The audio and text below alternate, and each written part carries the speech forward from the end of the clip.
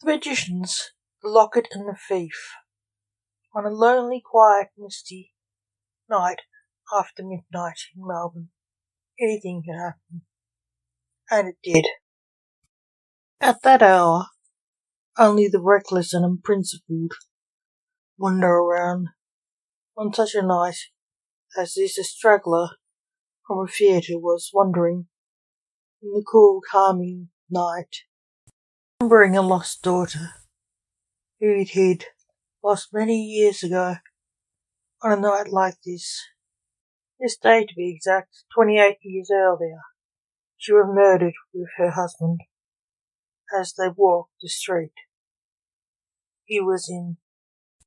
He came as he always did this night to lay a rose for them. He did so unbothered for all the times he had come before that night. He pulled out an old locket, looked at it sadly, and opened it.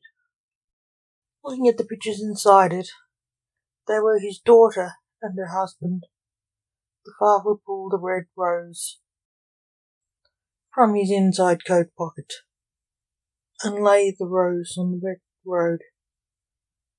As the father knelt, laying the rose, there was a noise nearby, on the road, like a splash in a puddle.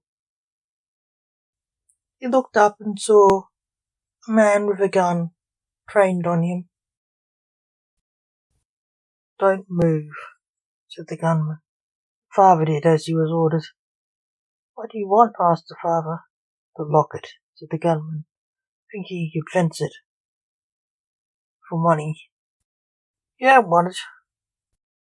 It just has a picture of my dead daughter and son-in-law," said the father.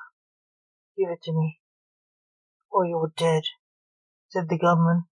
The father, not wanting to die, gave the locket over to the thief, who left the father crying on the road, cursing his mortality. Later that day, the locket was found on the scene of a murder, not the victim of the thief, but the thief himself. It was taken by the police as evidence, which strangely disappeared. In the forensics, they thought it was stolen, so they identified the people in the photos by evidence photos to find the thief. They were found to be the daughter and the son-in-law of the local coroner, who they rightly picked as the thief. Blake, the man in charge of the local police station, said to his grandnephew, the coroner. The coroner guessed why he came. "What, Uncle Ray?" asked Dr. Blake Alexander, the coroner. "Why did you steal the locket?" "It was evidence," said Sergeant Reynard Alexander to his nephew. Blake looked away from his uncle, closing his eyes. "It's mine," said Blake, who was too proud to admit to the police he was robbed. "Like it is evidence," said Reynard sternly. "No, it's mine. He stole it from me when I was visiting the place Kira and Alex were murdered," said Blake. "What?" Reynard said. "He robbed me at gunpoint, telling me he'd kill me if I didn't give him the locket," said Blake. "You are a magician. You could have stopped him with magic," said Reynard. "I was scared," said Blake, ashamed. "Of what?" asked Reynard. "Company of death." "I was," said Blake. "Why? You die all the time, King of Death," said Reynard to the King of the Grim Reapers. "Blake, maybe But I can't die like that. It would kill me for good or bad. He saw only dollar signs. If I did his will, I would live, Blake said. You should report the robbery to the police officially, said Reynard. Blake looked at his uncle in the eye and said seriously, I can't. Just imagine how people would react if they knew I gave in to him and did just what he said. Me, the king of death, and a magician. I'll never live it down. You're right, said Reynard, teasing Blake.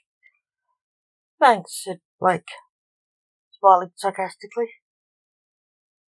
If you don't come forward, we can't return the locket to you, said Reynard. Mind if I don't give it back? Said Blake seriously.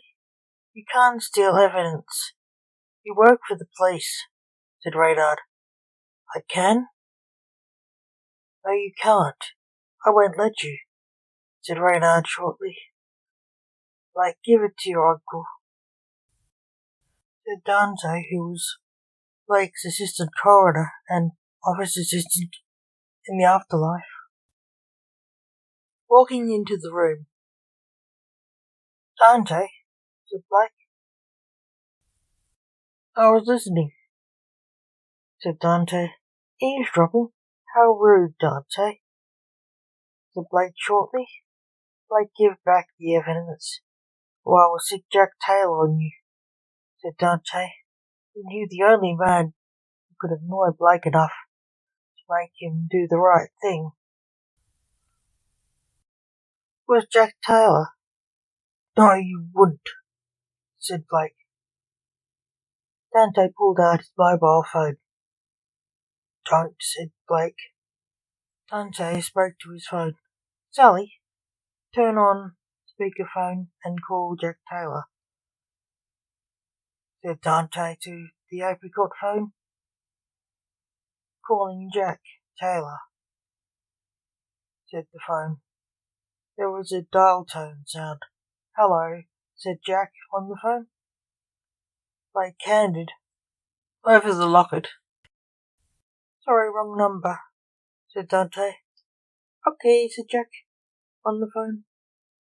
If the locket doesn't go to you, Blake, where should it go? Asked Reynard.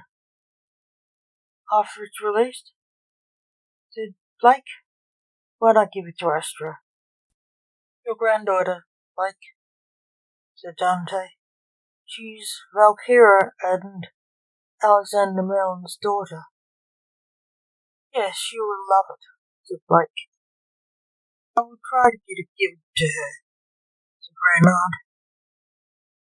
As he looked at the picture of his grandson, Astra's father, Alex, sadly, remembering how happy Astra's parents were together and how much in love they were and how happy they'd be with their daughter having the locket.